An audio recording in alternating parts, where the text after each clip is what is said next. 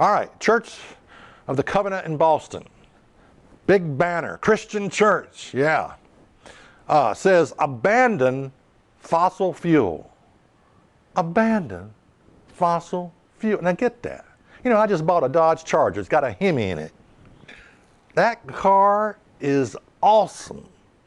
I mean, it's the most powerful thing I've ever driven in my life. I'm telling you, once you get a Dodge Charger with a Hemi in it, the thought of going electric or saving the planet will never cross your pea-brain mind again. I can guarantee you that. All right, this source of energy, that's fossil fuels, has been one of God's gifts to humanity. Don't we understand that?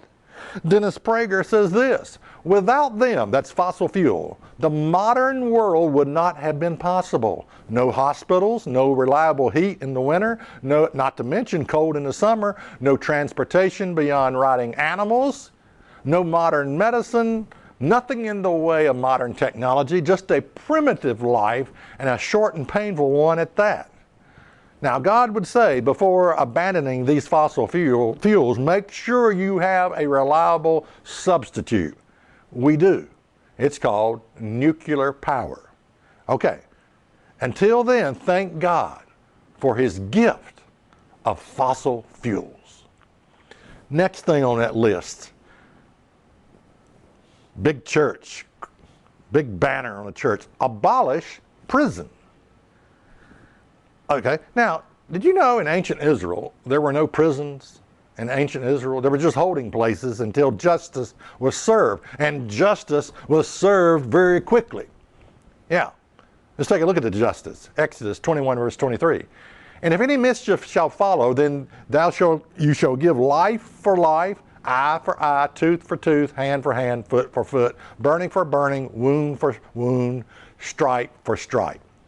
So if you killed, you got killed. If you molested a child, you were killed, put to death. If you stole, you had to pay back 3 or 4 times what you stole, or if you couldn't pay it back, you could be sold as a slave until you paid it back. Yeah, it's quite an effective justice system that worked very quickly. No prisons in ancient Israel. But we're not there right now, you see. Another example I want to throw in here is Exodus 21, verse 28.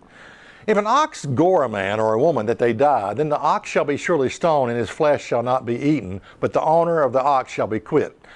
But if the ox were known to push with his horns in times past, and it has been testified to the owner, and the owner has not kept him in, but that he kills a man or a woman, the ox shall be stoned, and the owner also shall be put to death. In other words, you've got a crazy ox that's always getting out and chasing me down the street, and it kills, a loved one.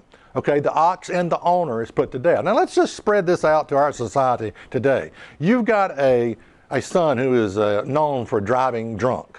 And it's been told to you, your son nearly ran me out of the road. Your son nearly killed me. He was driving drunk again on the wrong side of the road. And it's been told to the parents, your son is driving drunk. Do you realize, according to God's justice, not only would the son, if he went out and killed someone, not only would the son be put to death, but the parents also would be put to death under this type of justice system? Yeah, harsh, but it worked. You see, it's none of this, I can't control my son. I just can't do anything with him. I don't know what I'm going to do. No, you did something or you would receive this kind of justice. Okay. Now today our justice system is not as harsh, so we have prisons. But can you imagine what it would be like if we didn't have prisons? Okay, imprison the guilty to protect the innocent. Let me repeat that. Imprison the guilty to protect the innocent. Only an idiot would say abolish prisons. Okay. Check us out on the web at isthatreallyinthebible.com.